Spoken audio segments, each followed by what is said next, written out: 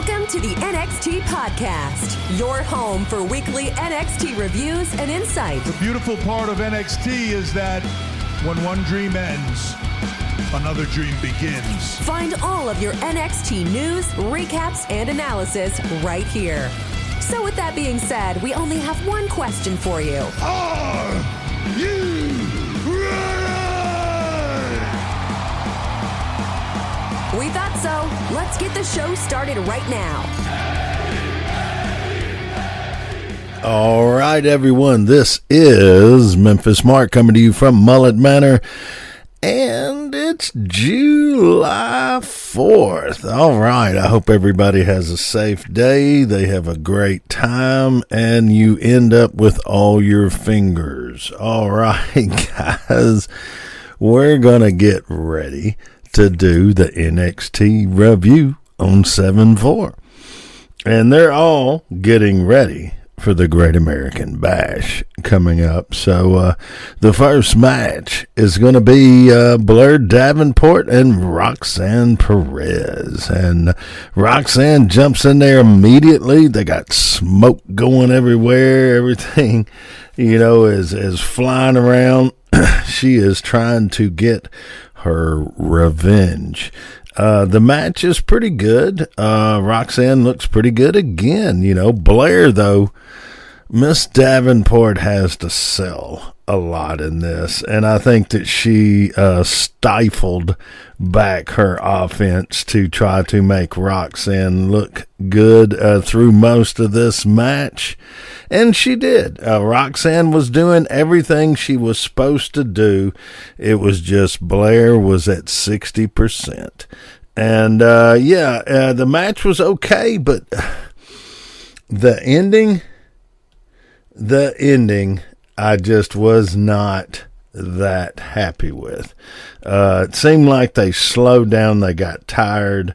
Roxanne was trying to make these moves. She was having a couple mess ups, and maybe they called it a little quick, but Blair does some knee strikes and wins the match.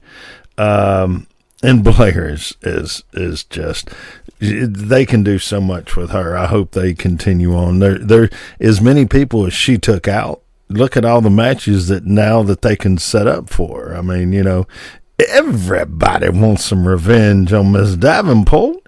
But after that, they go to a very scripted Ivy Nile promo about the Loser Leave NXT match coming up. And, of course, you got to have Tiffany Stratton come out, and they have a few words. And next week, they'll have a match. So we'll see how that goes. Now, before the next match, they do a little promo with Baron Corbin.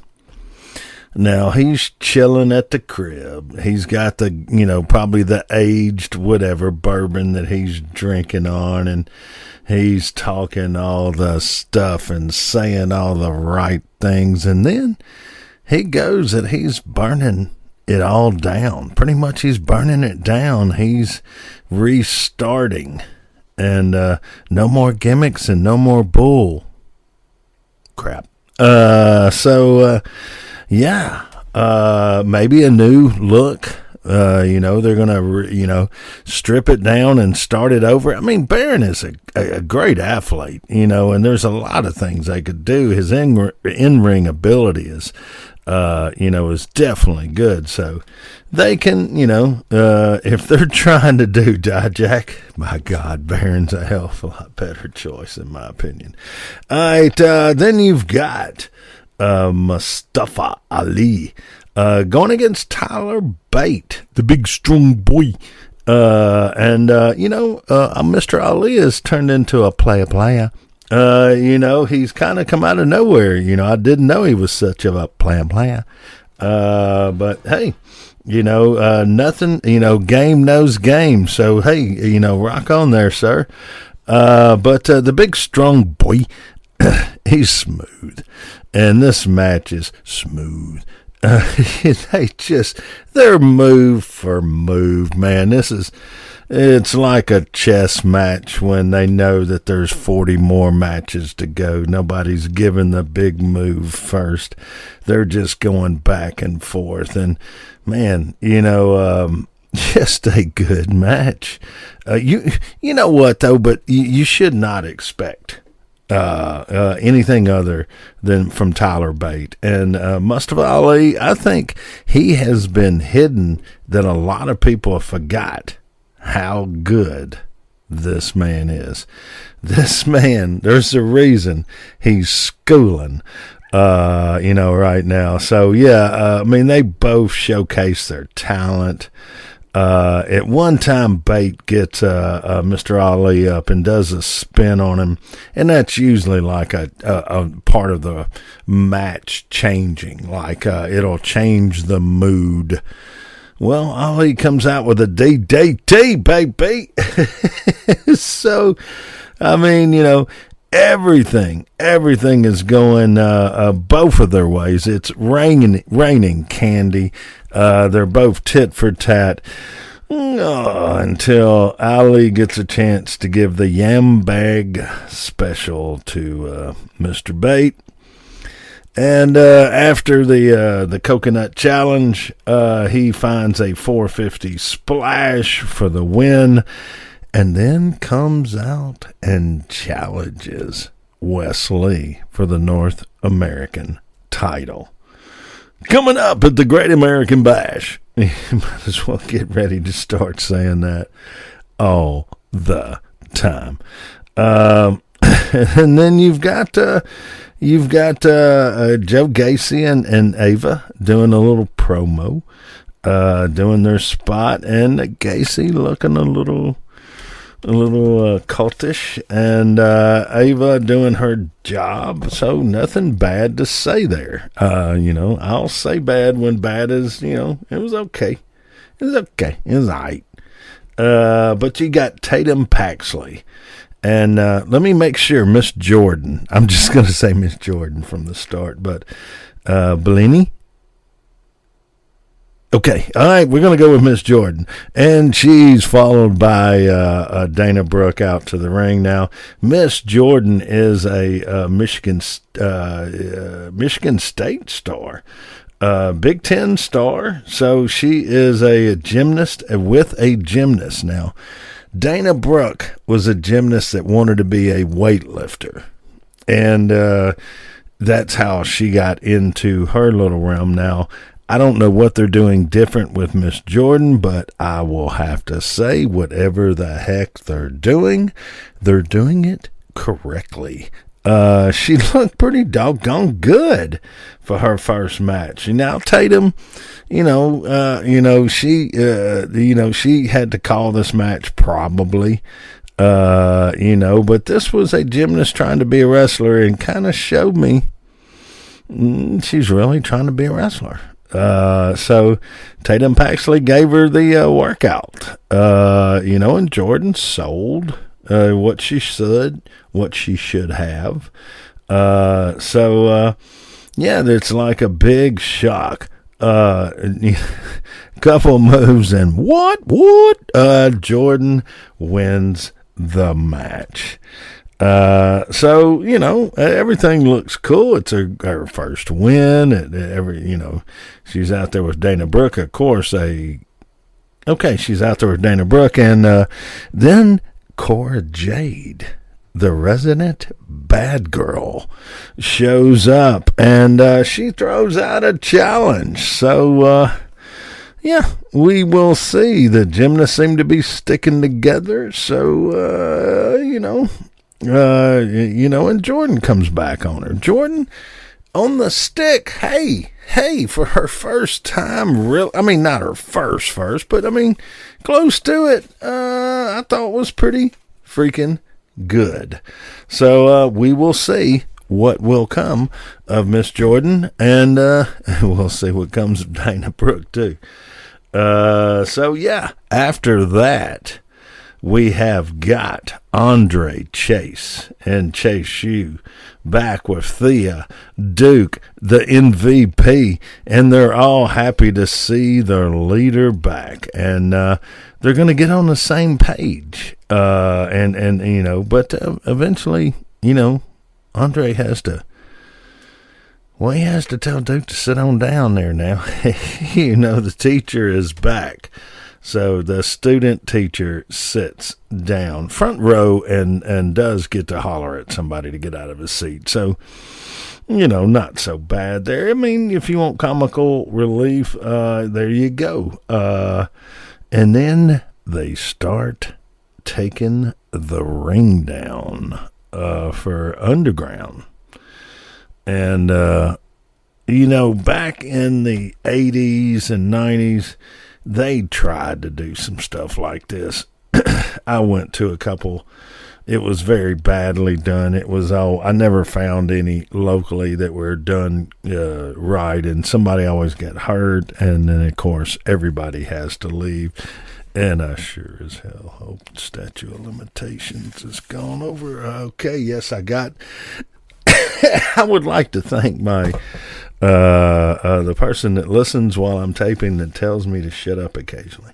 All right, so anyway, Andre Chase is out there, and he's got Duke taking a seat, and they're all on the same page. So let's see where Mr. Andre Chase and where Duke takes them in this upcoming match. But okay, this is all leading to the UnderGround match with Gable. I said Gable, and that's what they wanted to highlight in this match, let's be honest. But it's Mr. Thorpe, Eddie Thorpe, and Damon Kemp. And look, man, Thorpe looked okay in this. He was not supposed to look the greatest in this, in my opinion, but Damon Kemp looked pretty freaking good. Don't think because that curly hair, that man will whoop you upside your head. He's a submission specialist, so they're doing like this with no, you have to win by submission. There's no pinfalls. You have to knock them out or count out, I think, or something. Anyway, go back and look at the rules, because this was good enough to go back and look at. They have no gloves. It's a... Man, to have seen before all the laws and cameras on phones, there were not fight clubs like on TV, but there were guys that would get together and settle differences, and sometimes there were pretty good ones. So this is a remnant of that, trying to portray that. And look, they were both really good. They got all the other wrestlers outside the ring via oh man, I just had a brain fart. But anyway, they have got all the wrestlers out there outside of the ring to, not to throw them back in, but to add to all of the hype. At one time, Damon grabs a girl and puts her in front. It's got a little bit of wrestling with a little mixed martial arts. I thought it was good. It sells. They had some great throws. And you got Gable for freaking Stevenson out there. You got Gable. You got Mr. Gable out there. All right, and he's chomping at the bit. Now, I did not like when they were having him hold the medal up, trying to do AKA a little Kurt Angle, maybe, because he's no Kurt Angle. Kurt Angle came in and was just, he was meant to be a wrestler. And yes, he was so great in the collegiate, but he was meant to be a professional wrestler. He had the personality, the look, the ability. He had everything. So, Mr. Gable, I sure as heck hope if you're half as good as Kurt, we're going to have a great next 10 years. But yeah, they have the match. Eventually, Thorpe wins the match with some raining elbows. But man, it was just. And then Gable afterwards, he gets in there and just throws anybody everywhere. He was just tearing it up, So yeah. And then after that, they do a Trick Mello. A little promo setting up and everything, and it was okay. JC Jane and Valkyria after that, and JC Jane comes out with a strong start, and she's doing okay. She's getting better, but Valkyria is so much better. Just so much better, I think she really worked hard in this match to make Miss Jane look good. I think she worked hard. But,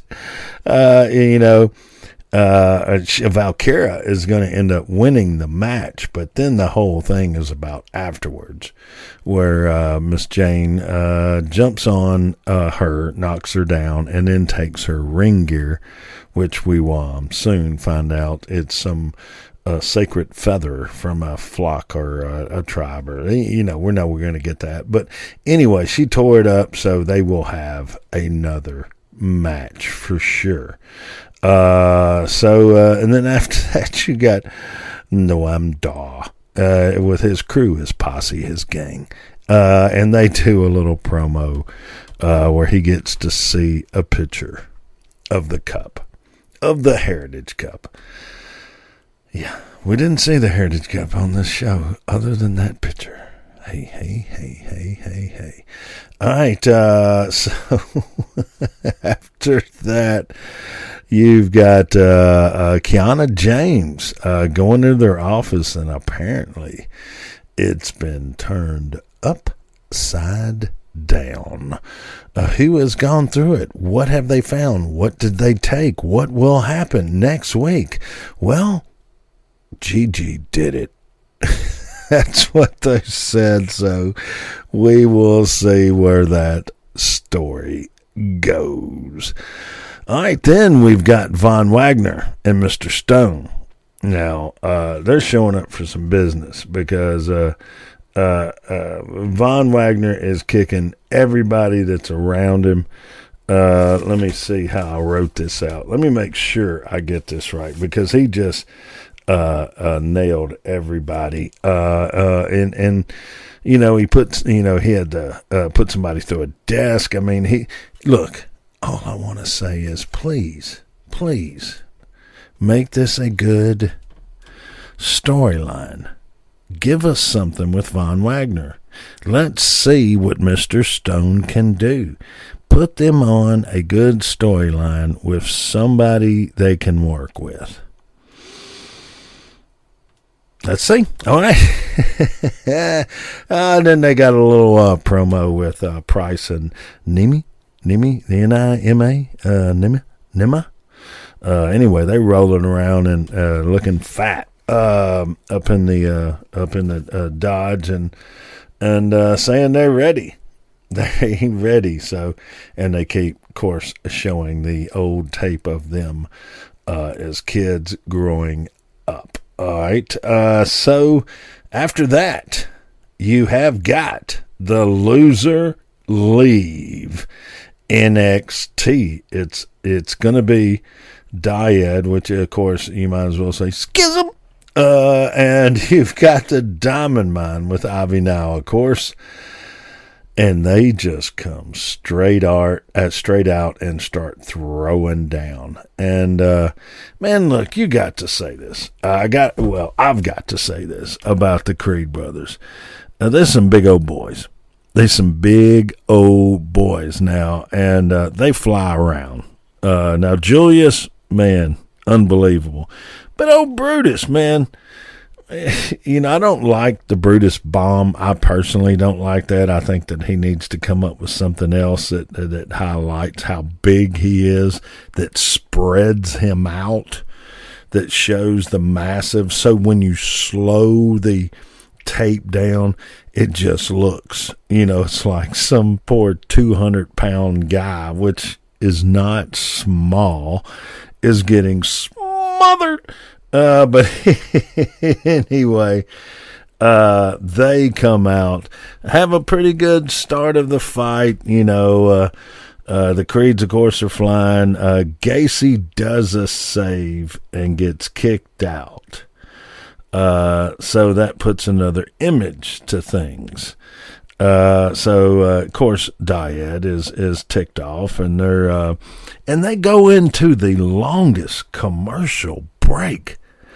It was literally, I got up, normally I put it on pause when I'm watching, so I figured, hey, my knees hurt, it'll take me a while to get up, just to go, grab something out of the refrigerator. Well, I went to the refrigerator, used the restroom, came back down, iced my knee down, propped my knee up, sat back, and then realized, it seems like a long time, and then started watching the clock, and it was. So long commercial break, I don't understand.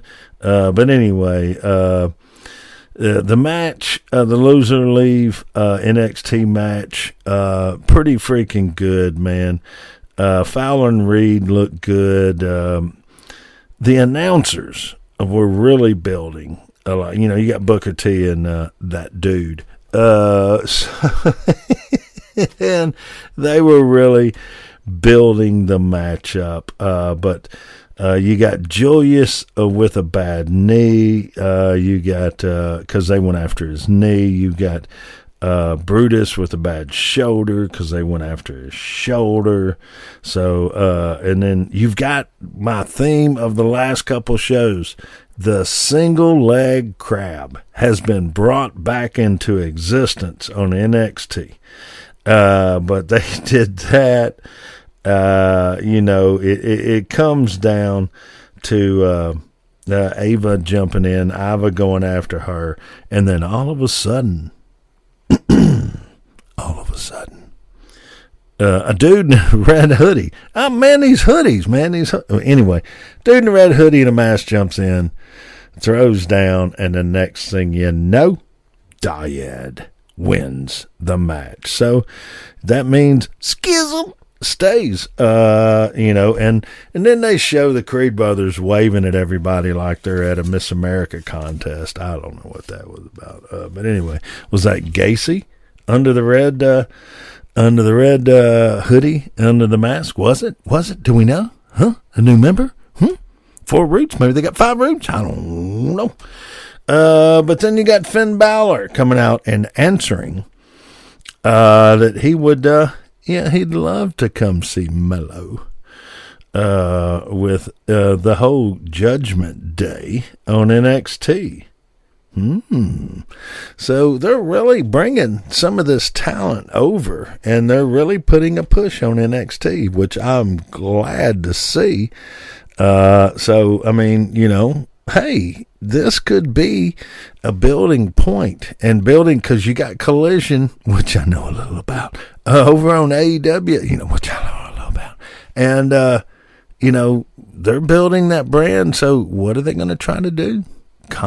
Go directly after Collision, maybe with NXT, move it maybe on Saturday. I don't know. I could see some stuff coming up. But hey, after we've got Finn answering that call to the Judgment Day, you've got Braun. Badass Braun.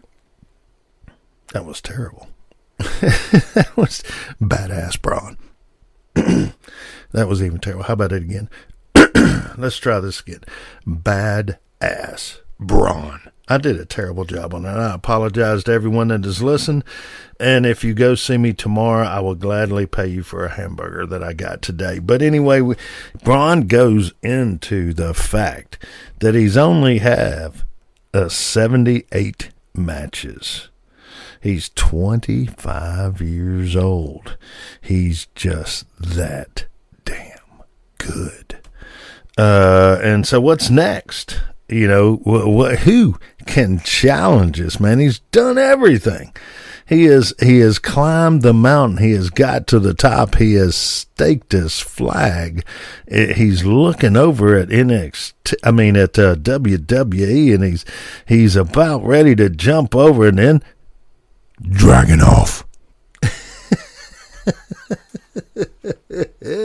The most dangerous man in NXT. That's right, Dragunov. So Dragunov says he wants some.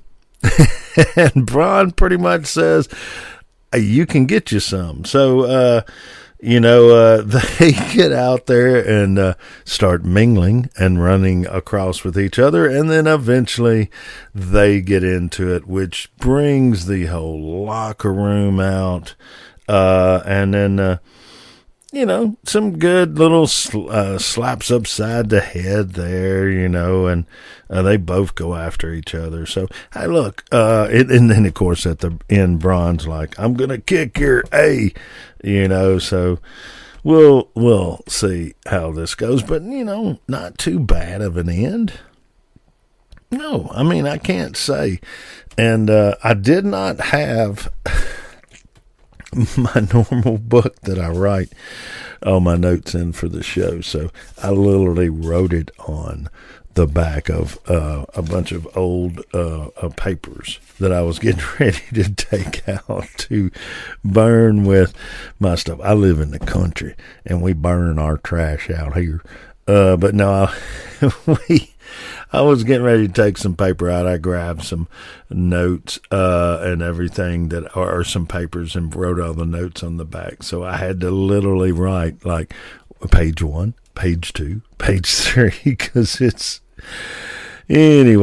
my stupidity is your, I hope, benefit, maybe? I don't know. Anyway, guys. Look, we've been doing some new stuff around here. All the shows are great. You've got your weeks in review, and now you've got Rocky and the Godna, Michael Gross over there doing their shows, which they have a new one out. Justin, incredible. But anyway, go check that out, man. The AEW reviews, all the shows. Just when you have the time, go check some of this great, podcasts that is out there available for you. So guys, look, I'm going to end this, because that is my review for the NXT, show on, July 4th. So, like I said, all y'all, please keep your fingers. It wasn't a few years ago, that poor gentleman, I can't think of his name, of the football player, cost him millions. So, what was to say that if you lost a finger and you couldn't scratch off that ticket to hit that number? And, oh, well, anyway, y'all be careful. All right, so, and as always, if you can, rescue, take a chance out and give some of these shelters a release, and spay and neuter as always. But this is Memphis Mark, and I want to thank everyone and say happy July 4th, because you know what, guys? I'm out. Thanks for listening to the WWE Podcast. Don't forget to subscribe on your favorite podcast app so you don't miss a show, or head to WWEpodcast.com. And for all of these shows ad-free, head over to patreon.com/WWE Podcast. Until then, we'll see you next time.